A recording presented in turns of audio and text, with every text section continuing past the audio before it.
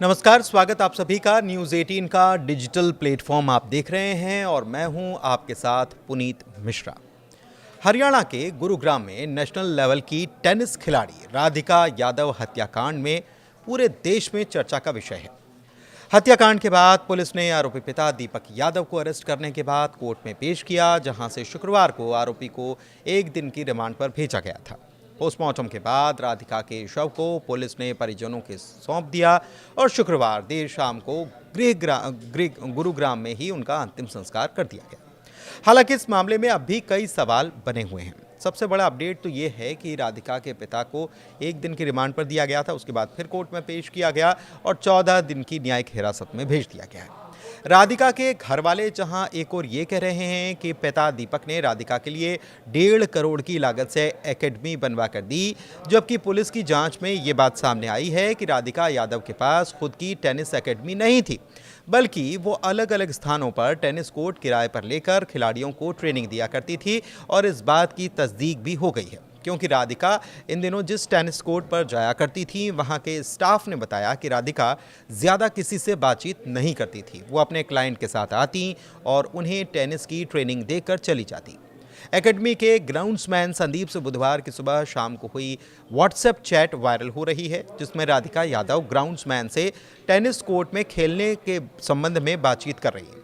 उन्होंने अंतिम मैसेज लिखा था कि मैं कल आऊँगी।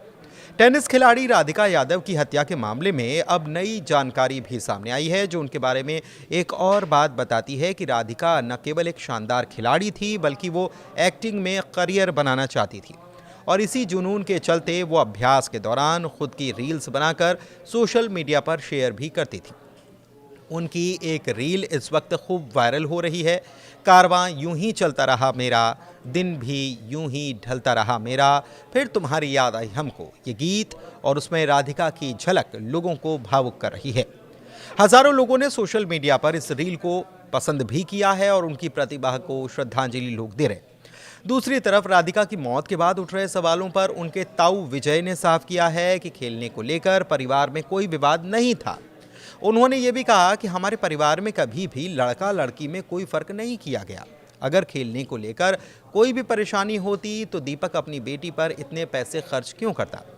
राधिका के ताऊ विजय ने आगे बताया कि उसके पिता दीपक को इस हादसे के बाद बेहद पछतावा है। उन्होंने गमगीन होकर कहा है कि भाई, मेरे से कन्या वध हो गया, जिससे वो बुरी तरह से टूटे हुए हैं। दूसरी तरफ राधिका के चाचा कुलदीप ने बताया कि जब उन्हें ऊपर से आवाज़ आई तो वो तुरंत दौड़े। उन्होंने कहा कि मैं घर के नीचे ही था, आवाज़ लगने पर ऊपर गया तो देखा कि राधिका खून से लथपथ हैं। उन्होंने बिना देर किए राधिका को तुरंत अस्पताल पहुंचाया, लेकिन तब तक काफ़ी देर हो चुकी थी। अहम बात यह है कि गुरुग्राम पुलिस ने आरोपी से 1 दिन की कस्टडी में हुई पूछताछ की जानकारी कोर्ट को दी और ये बताया कि पूछताछ के लिए आगे की फिलहाल कोई ज़रूरत नहीं है, जिसके बाद कोर्ट ने आरोपी को 14 दिन की न्यायिक हिरासत में भेज दिया था। सवाल ये भी उठा था कि राधिका अगर एक्टिंग का शौक रखती थी तो फिर उसका कोई सोशल अकाउंट क्यों नहीं था। तो पता ये चला है कि रील, वीडियो, एल्बम और एक्टिंग का शौक रखने वाली राधिका का सोशल मीडिया अकाउंट बहुत पहले डिलीट हो चुका था। इस मामले में गुरुग्राम पुलिस सूत्रों के मुताबिक राधिका ने अपना सोशल मीडिया अकाउंट काफ़ी पहले डिलीट कर दिया था।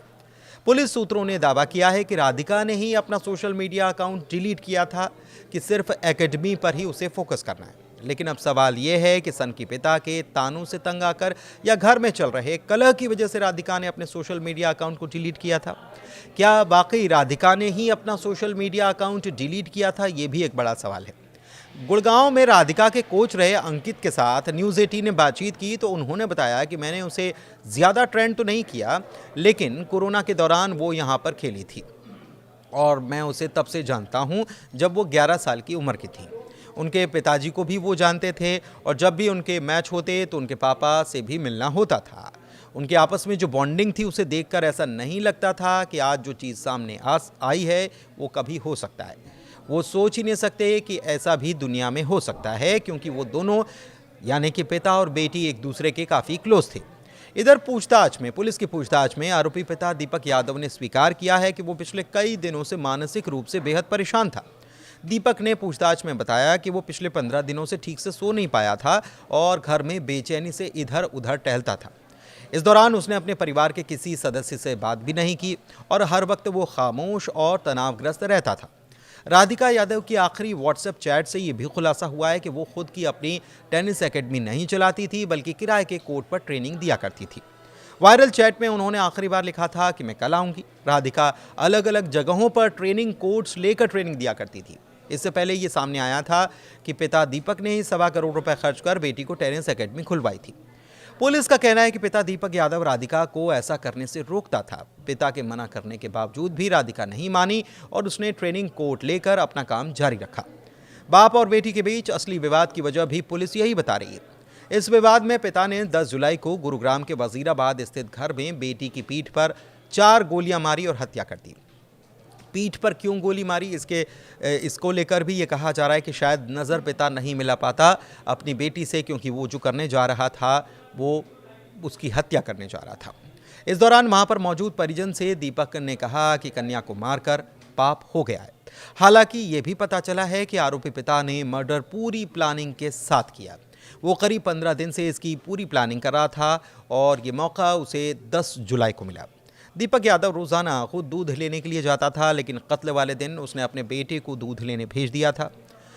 उसकी ये प्लानिंग थी कि बेटा उसकी प्लानिंग में कोई अड़ंगा न बन जाए और इसी बहाने से उसे घर से बाहर भेजा गया। गुरुग्राम पुलिस के प्रवक्ता संदीप कुमार ने इसकी पुष्टि भी की है। एक और एंगल है जिसका खूब जिक्र हो रहा है। इसके मुताबिक ये भी कहा गया कि राधिका के पिता ने इस बात से नाराज़ होकर राधिका की हत्या की कि वो एक मुस्लिम सिंगर के साथ वीडियो में काम कर चुकी थी और इस बात से पिता काफ़ी नाराज। लेकिन इस मामले में सिंगर इनामुल हक ने बिल्कुल साफ कर दिया है कि उसका और राधिका का कोई सीधा संबंध नहीं था। इनामुल हक का कहना है कि राधिका के साथ मेरा कनेक्शन ना फ्रेंड, ना बॉयफ्रेंड और ना ही रिश्तेदार के तौर पर था, बल्कि उससे मेरा कनेक्शन बिल्कुल प्रोफेशनल था। इस मामले में अब राधिका की हत्या के मामले को अफेयर से जोड़ा जा रहा था। मीडिया रिपोर्ट्स के मुताबिक वजीराबाद में दीपक के पड़ोसियों ने बताया कि राधिका इंटरकास्ट मैरिज करना चाहती थी। हालांकि पिता पुराने ख्यालों के थे, किसी दूसरी जाति में शादी के लिए वो राजी नहीं थे। वो इससे नाखुश रहने लगा और उसे भी ये शक था कि इंस्टाग्राम के जरिए ही राधिका किसी से जुड़ी थी। इस वजह से घर में विवाद होता था और इस बीच राधिका की कोच अजय यादव के साथ एक व्हाट्सएप चैट सामने आई, जिसमें राधिका उनसे घर से किसी भी तरह से निकलने की बात कर रही है। वो विदेश जाने को लेकर भी डिस्कस कर रही हैं। इससे ये कयास लगाए जा रहे हैं कि बाप बेटी के बीच विवाद काफ़ी वक्त से चल रहा था। इधर राधिका की मां मंजू यादव ने पुलिस से कहा कि उन्हें नहीं पता कि उनके पति ने हत्या क्यों की। उनका कहना है कि उन्हें बुखार था और वो कमरे में दवा लेकर आराम कर रही थी। उन्होंने पुलिस के सामने बयान दर्ज कराने से भी इनकार कर दिया था। इसके बाद पुलिस ने भी अभी तक मंजू से पूछताछ नहीं की थी। हालांकि पुलिस की शुरुआती जांच में यह कहा गया कि मंजू यादव वारदात के वक्त घर में नहीं थी, लेकिन चाचा कुलदीप ने दर्ज कराई रिपोर्ट में उन्हें घर में ही मौजूद होना बताया। बाद में मामले के जांच अधिकारी ने भी बात की पुष्टि की कि मंजू यादव वारदात के वक्त घर में ही थी। तो कुल मिलाकर अब मामला फिर वापस वहीं घूम रहा है। पुलिस ये कह रही है कि पिता ने अपनी बेटी की हत्या इसीलिए की क्योंकि वो नाराज़ था उसकी एकेडमी चलाने से, और दूसरी तरफ एक एंगल और सामने आ रहा है जिसमें ये पता चलता है कि टेनिस के बाद अब वो एक्टिंग में करियर राधिका आजमाना चाहती थी और इसी बात से शायद पिता नाराज़ था क्योंकि उसका कोई सोशल मीडिया अकाउंट मिला ही नहीं है। तो ये इस तरफ इशारा ज़रूर करता है। हालांकि पुलिस की जांच लगातार जारी है, पूछताछ खत्म हो चुकी है। देखना होगा कि पुलिस कैसे कोर्ट के सामने ये पूरा मामला रखती है। धन्यवाद।